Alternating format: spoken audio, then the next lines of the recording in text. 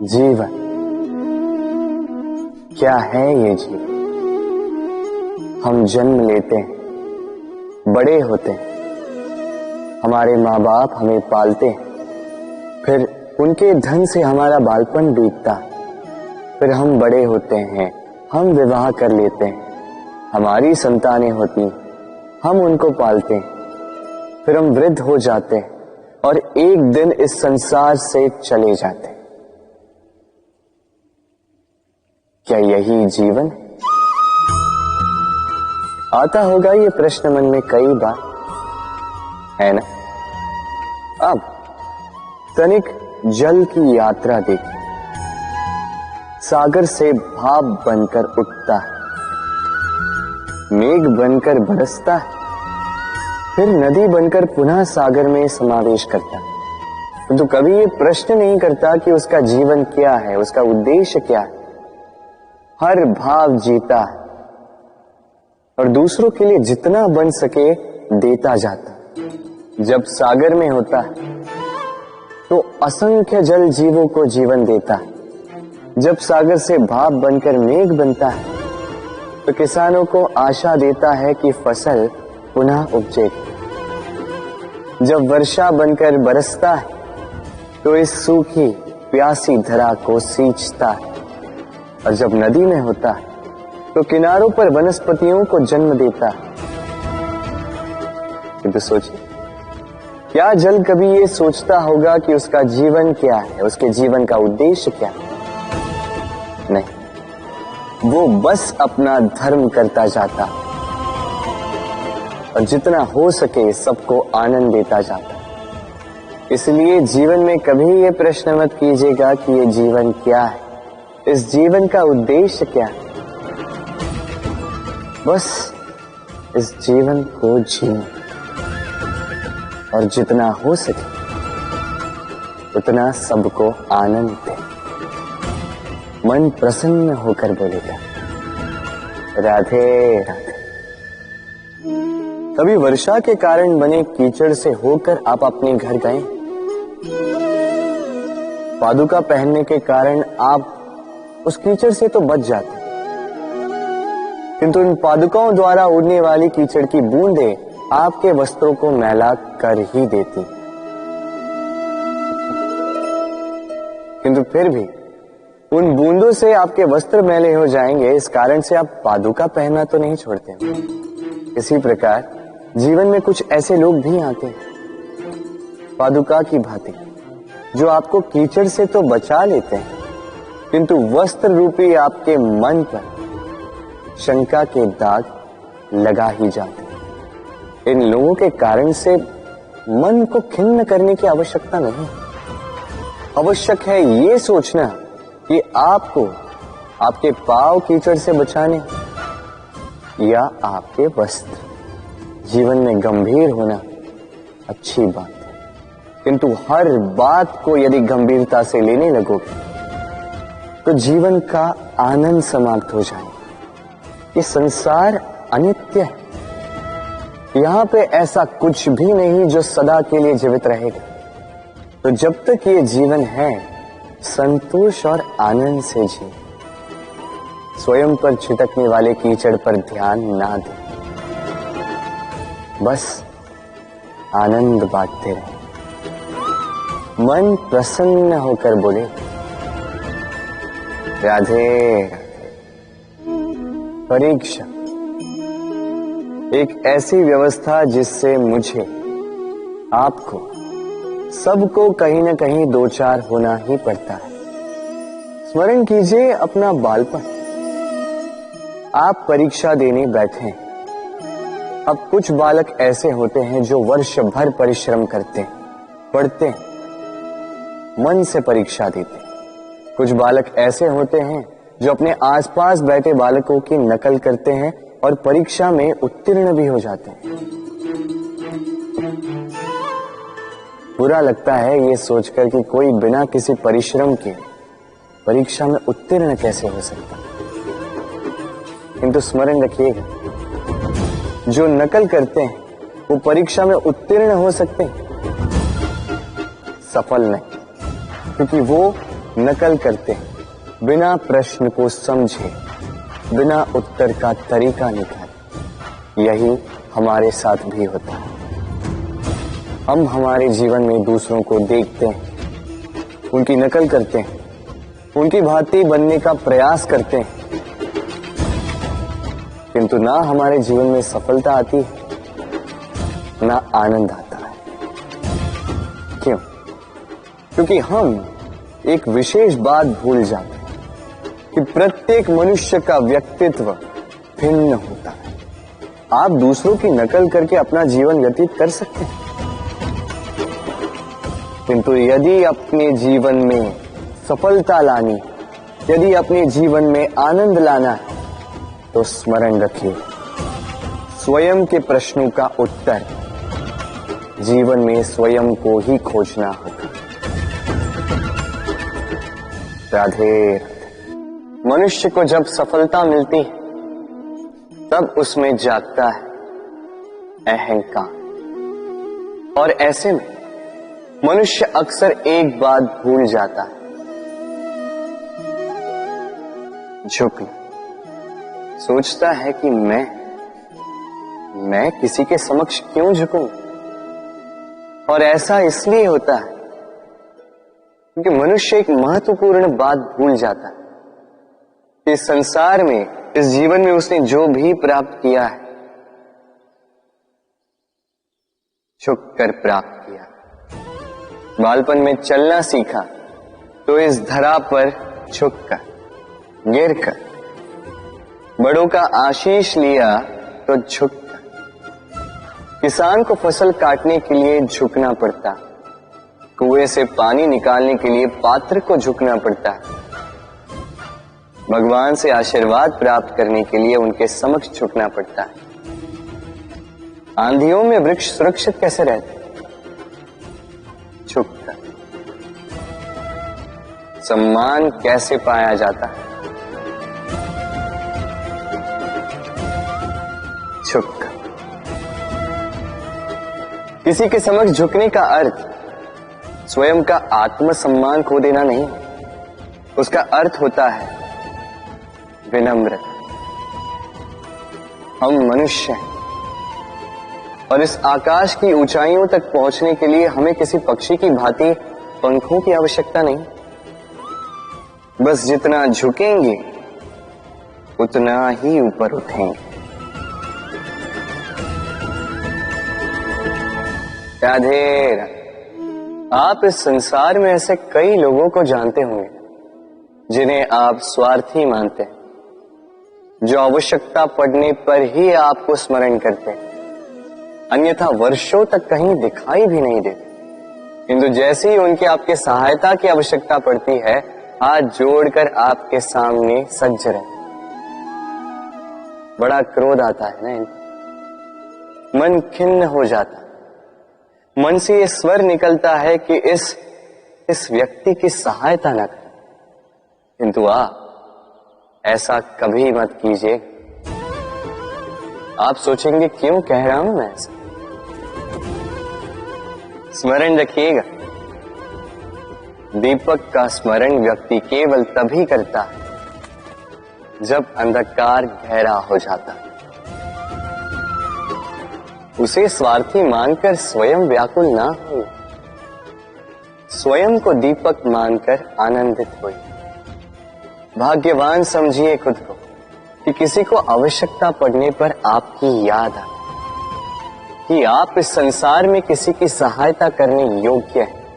इस जीवन में किसी के स्वार्थी होने से स्वयं का दृष्टिकोण न बदले। बस ये दृष्टि रखिए स्वयं के परमार्थ पर। मन प्रसन्न होकर बोले राधे राधे। मनुष्य बड़ा ही विचित्र प्राणी होता है। जब हाथ खाली होते हैं तो आंखों में स्वप्न भरे होते हैं। जब खोने को कुछ नहीं होता तो पाने के लिए प्रयास करता रहता है। निर्भय होकर आगे बढ़ता है, संकटों का, चुनौतियों का सामना करता है, किंतु जब हाथ भर जाते हैं तो स्वप्न देखना ही बंद कर देता है। जो पा लिया उसे खो ना दे, इस भय से संकटों का, चुनौतियों का सामना करना बंद कर देता है। उस राह को ही छोड़ देता है जिस पर चलकर उसने सफलता पाई थी। ये अनुचित है। जीवन में कोई भी परिस्थिति हो, कैसी भी अवस्था, चुनौतियों को स्वीकार कीजिए, क्योंकि यदि आप चुनौतियां स्वीकार करोगे तभी आप इस संसार को कुछ देने योग्य बनोगे। यदि सफल रहे तो इस संसार को एक सक्षम नेतृत्व देंगे, यदि असफल रहे तो एक सीख कि क्या नहीं करना चाहिए। तो जीवन में चुनौतियों को चुने, चिंताओं को नहीं। राधे राधे।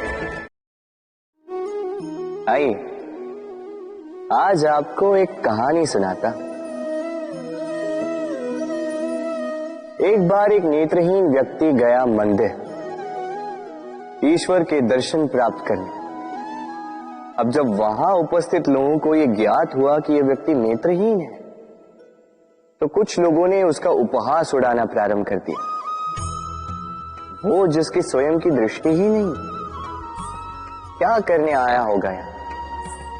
कदाचित ईश्वर से शिकायत करने आया होगा कि क्यों आपने मुझसे मेरी दृष्टि छीन ली। किंतु इन सभी बातों से उस नेत्रहीन व्यक्ति ने स्वयं को पीड़ित नहीं होने दिया।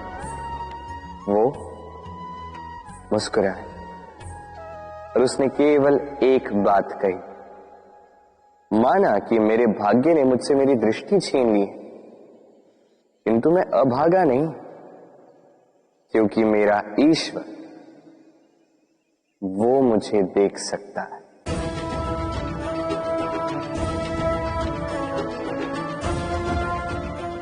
स्मरण रखिएगा, दृष्टि नहीं दृष्टिकोण आवश्यक है। यदि आपका दृष्टिकोण शुभ हो तो अशुभ में भी शुभ स्वयं दिखने लगता है और मन प्रसन्न होकर कहता है राधे राधे। क्रोध एक ऐसी स्थिति जिसमें जीभ मन से अधिक गति से कार्य करती है। लालच वो मनस्थिति जिसमें स्वार्थ करुणा से अधिक गति से कार्य करता है। प्रतिशोध जिसमें व्यक्ति दूसरों से अधिक स्वयं को हानि पहुंचाकर सुख पाता है। और ईर्ष्या जिसमें व्यक्ति स्वयं के अस्तित्व को ही खो बैठता है, कुछ और ही बन जाता। दूसरी ओर आनंद वो स्थिति जिसमें आत्मा शरीर से अधिक प्रसन्न होती है।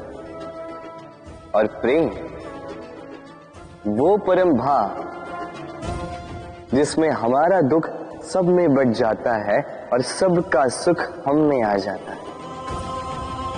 तो आपको क्रोध, ईर्ष्या, लालच और प्रतिशोध में रहना है या आनंद में रहकर प्रेम से ये जीवन व्यतीत करना है?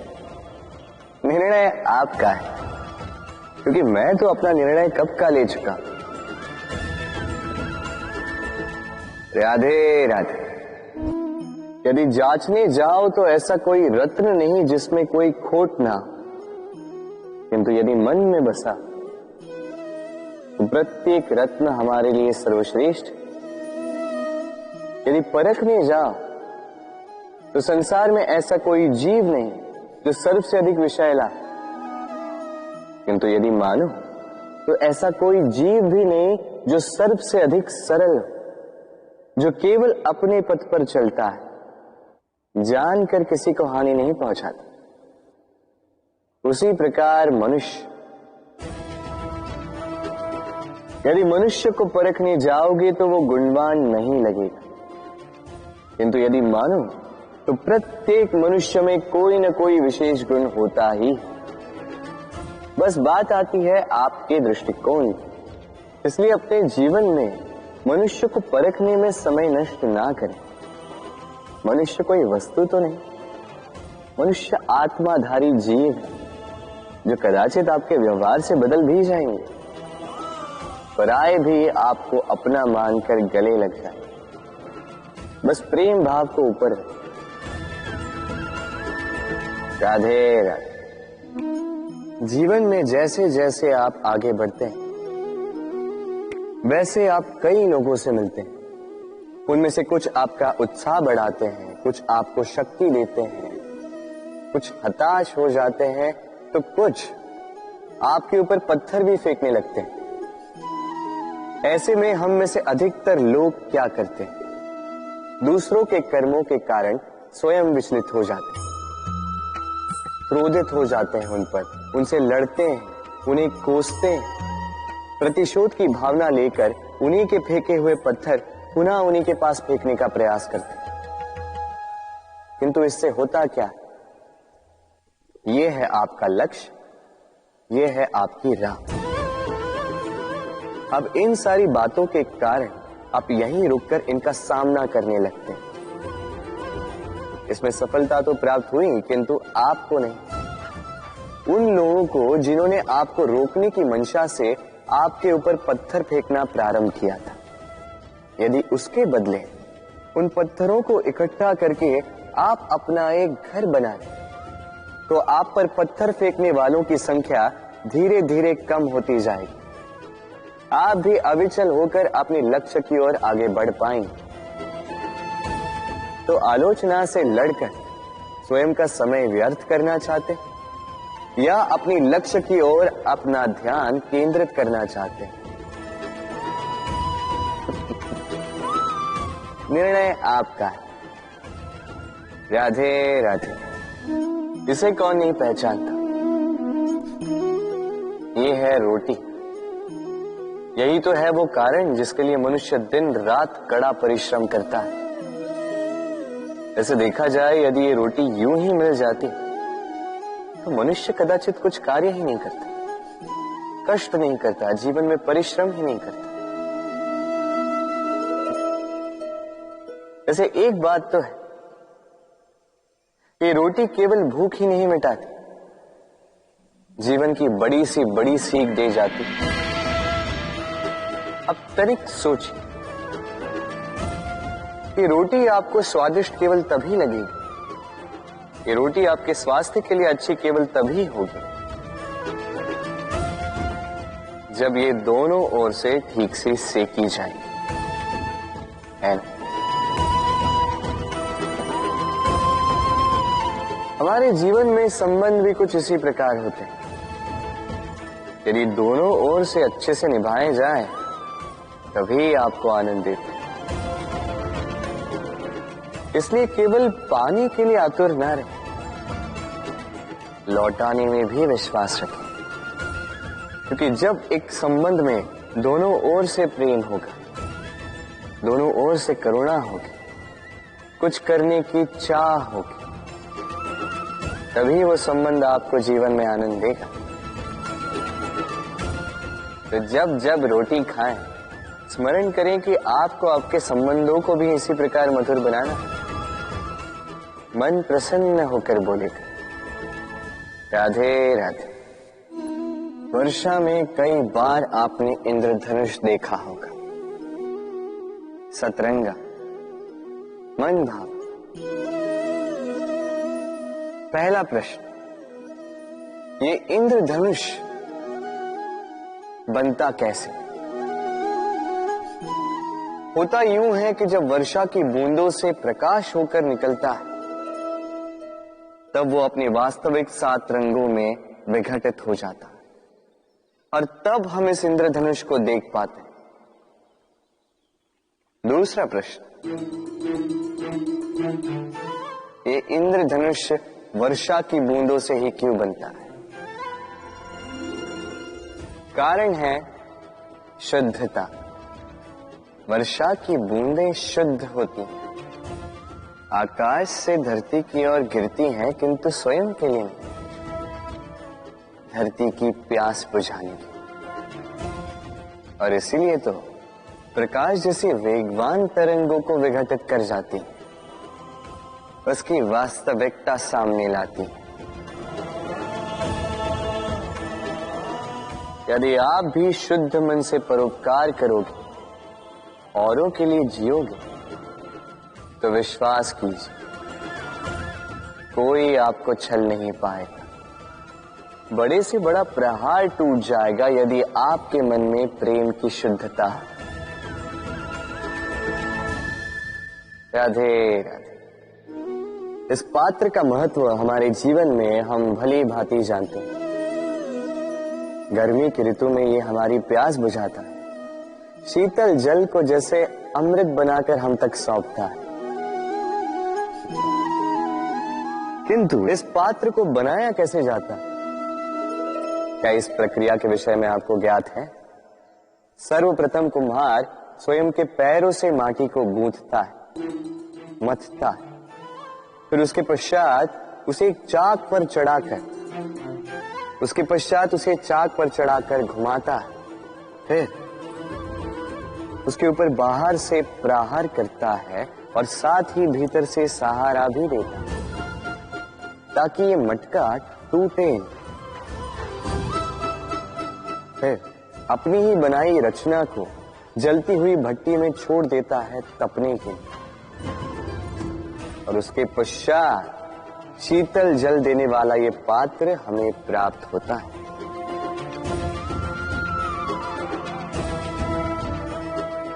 एक सर्वश्रेष्ठ गुरु भी यही करता है।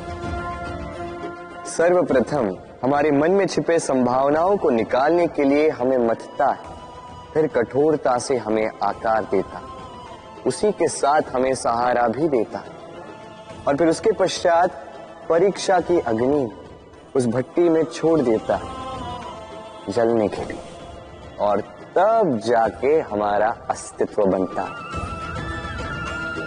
इसलिए यदि आपके गुरु कठोर हो तो उनसे कुपित ना हुई, उनसे क्रोधित ना हुई, क्योंकि वही वो कुम्हार है जो आपके जीवन के पात्र को एक सुंदर सा आकार देंगे। राधे राधे।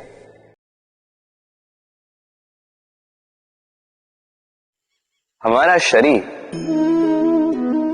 प्रकृति की सर्वोत्तम रचना है। जो अंग, जो तत्व हमें मिले उन सब का अपना अपना एक संदेश है। तनिक सोचिए, दो आंखें दी हैं देखने के लिए, दो कान दिए हैं सुनने के लिए, नथुने भी दो हाथ दिए हैं दोहरा परिश्रम करने के लिए, किंतु जीव केवल एक। उस पर भी नुकीले बलिष्ठ दांत दिए हैं उनकी रक्षा के लिए। कभी सोचा है क्यों?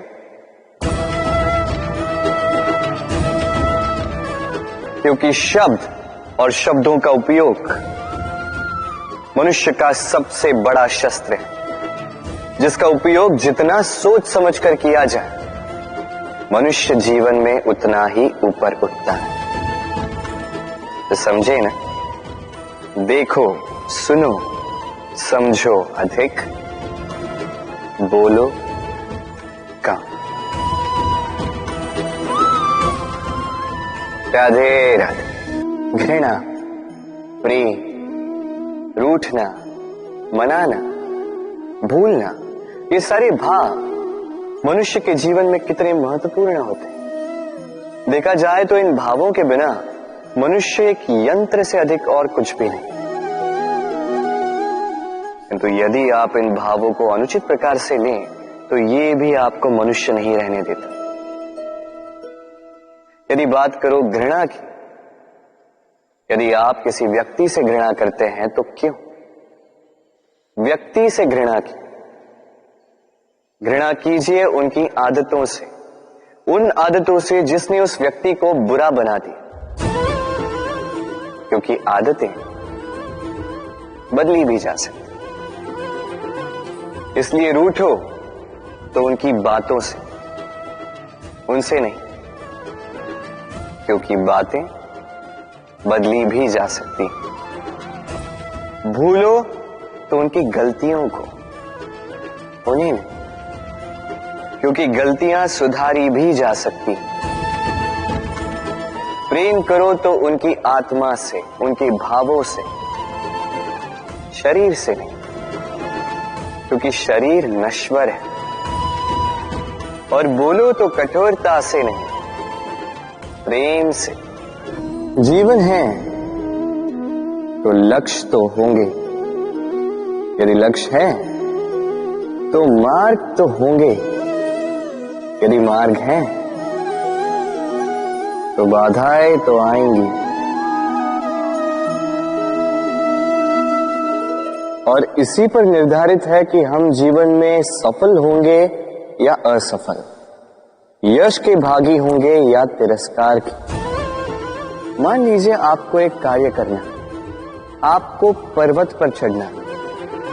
अब मार्ग के फिसलन आपको कई बार गिराए, चट्टाने आपको कई बार चोट देंगे। अब ऐसे में करेंगे क्या? सामान्य व्यक्ति चुनता है प्रतिकार, उस पर्वत को ही नष्ट कर देने का विचार करता, उसकी नींव को ही खोद देने का विचार करता, किंतु पर्वत को तो कोई नष्ट ना कर पा। तो असफलता के साथ साथ अपयश का भी भागी बन जाता। दूसरा मार्ग है परिवर्तन।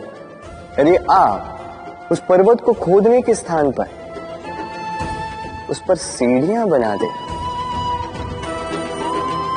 तो आप भी उस पर्वत पर चढ़ सकते हैं, कोई और भी उस पर्वत पर चढ़ सकता है, आने वाली पीढ़ी भी उस पर चढ़ सकती है, और यही आने वाली पीढ़ी सदा आपका यश गाएगी। इसलिए जीवन में प्रतिकार नहीं, परिवर्तन चुन, बदला नहीं, बदलाव चुन। आपकी ये बाधा आपकी मित्र बन जाएगी। राधे राधे। संसार में सबसे अधिक पवित्र माना जाता है गंगा जल को। कभी सोचा है क्यों? क्योंकि गंगा जल का आविर्भाव ही शुद्ध होता है, उसका जन्म शुद्ध होता है, जहां से उसका प्रारंभ होता है वो शुद्ध होता है। और प्रारंभ का शुद्ध होना अति आवश्यक है। हमारे जीवन में प्रारंभ होता है हमारे विचार से। अपने विचार शुद्ध रखें, क्योंकि इन विचारों से बनते हैं आपके शब्द। आपके शब्द शुद्ध रखें, क्योंकि इन शब्दों से आपके कार्य संपादित होते हैं। आपके कार्य शुद्ध रखें, क्योंकि ये कार्य बनाते हैं आपका स्वभाव। स्वभाव से बनती हैं आपकी आदतें, और आदतों से बनता है आपका चरित्र। और ये चरित्र संसार के समक्ष आदर्श के रूप में आता है। तो विचार से आदर्श तक की यात्रा शुभ तभी होगी जब आपके विचार शुभ होंगे। तो इस संसार में, इस जीवन में आपके विचार शुभ रखें, शुद्ध रखें। आपका मन प्रसन्न होकर बोलेगा राधे राधे। दूध और माखन। यदि मैं आपसे पूछूं कि इन दोनों में संबंध क्या है, आप कहेंगे सरल सी बात है, दूध से ही तो माखन बनता है। यदि मैं आपसे पूछूं कि इन दोनों में अंतर क्या है, तो कोई कहेगा एक तरल है तो दूसरा ठोस, कोई कहेगा एक जनक है तो दूसरी संतान। नहीं, इन दोनों में अंतर है शुद्धता का। माखन दूध से कहीं अधिक शुद्ध होता है। इस बात को कुछ इस प्रकार समझा जा सकता है। यदि कोई कीट आकर उस पात्र में गिरे जिसमें दूध गिरा है, तो आप क्या करते हैं? आप दूध को फेंक देते हैं। किंतु यदि कोई कीट आकर उस पात्र में गिरे जिसमें माखन रखा गया है, तो आप क्या करते हैं? आप उस कीट को निकाल कर फेंक देते हैं। ये कीट मैला, ये कीट दूषित है, और यदि हमारा मन निर्मल ना हो तो ये कीट हमारे मन को भी दूषित कर देगा, उसे मैला कर देगा। किंतु यदि हमारा मन माखन की भांति शुद्ध हुआ तो कुविचार को स्वयं से जाना होगा। स्मरण रखिएगा, इस संसार में कीट तो रहेंगे, अब दूध बनना है या माखन, निर्णय आपका। राधे राधे। आपने जीवन में कभी न कभी किसी पौधे को जल तो दिया ही होगा।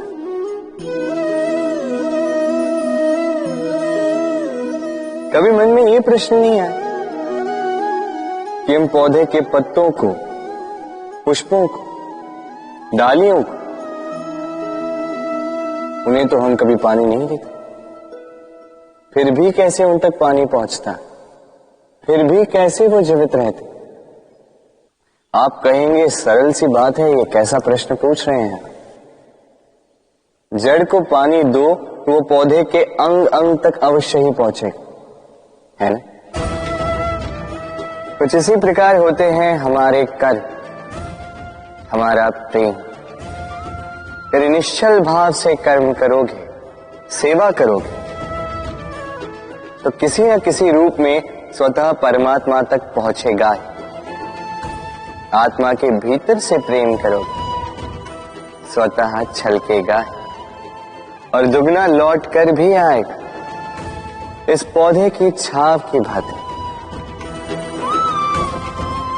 तो मन और आत्मा से कर्म करें, मन और आत्मा से प्रेम करें, आनंद ही आनंद होगा। राधे राधे। इस तालाब को देख रहे हैं आप? बच्चे, बूढ़े, युवक, किसी से भी मैं पूछ लूं कि ये क्या है तो सबका उत्तर एक ही होगा। उत्तर तब बदलेगा जब प्रश्न ये होगा कि आप इस तालाब के साथ क्या करना चाहें। कोई कहेगा कि मैं यूं ही किनारे पे बैठ के इस जल को स्पर्श करके शीतल वायु का आनंद लेना चाहूंगा। कोई कहेगा मैं इस तालाब में तैरना चाहूंगा। कोई कहेगा मैं एक कागज की नाव बना के इसमें छोड़ना चाहूंगा। कोई कहेगा मैं मछली पकड़कर जीवन यापन करना चाहूंगा, आदि इत्यादि। आपको एक बात बता दूं कि हमारा जीवन भी इसी तालाब की भांति है, एक समान। किंतु हमें इसके साथ क्या करना है, यह निर्णय हमारा है। इस तालाब में आपको मोती भी मिलेंगे, कीचड़ भी मिलेंगे। यदि आप मोती पाना चाहते हैं तो आपको उस गहराई तक जाना होगा, उतने प्रयास आपको करने होंगे, तब जाके आप मोती पाओगे। अन्यथा केवल कीचड़ हाथ लगे। किंतु जो मैं सदैव कहता, निर्णय आपका है। राधे राधे।